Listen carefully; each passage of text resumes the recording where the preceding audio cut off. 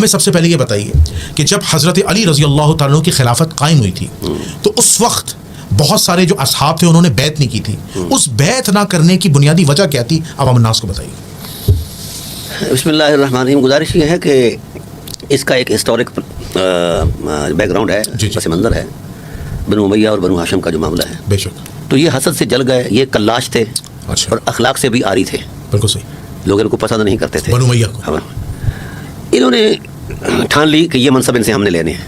پھر پہلا منافرہ ہوا، پھر اس کے بعد جناب کا وصال ہوتا ہے، ادھر وہ مر جاتا ہے عبد الشمس، اس کا بیٹا حرب آتا ہے، حرب آتا ہے، وہ ٹکرا جاتا ہے عبد المطلب علیہ السلام کے ساتھ، حضور کے دادا کے ساتھ، حضور کے دادا کے ساتھ۔ اب اس کے بعد اس کا بیٹا آیا سخر بن حرب، جسے ابو سفیان کہا جاتا ہے، اور مد مقابل سید المرسلین تشریف فرما ہو گئے۔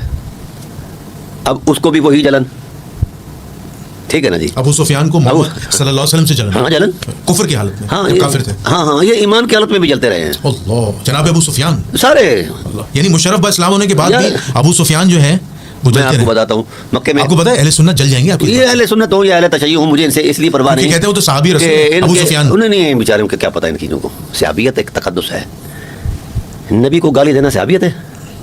بولیے نا، کفر ہے۔ تو پھر یہ بنو امیہ کیا کرتے رہے ہیں؟ من سب علی فقط سبنی، اچھا یہ ڈرامے بات ہے نا، مولوی ہے نا اور شودے ہیں،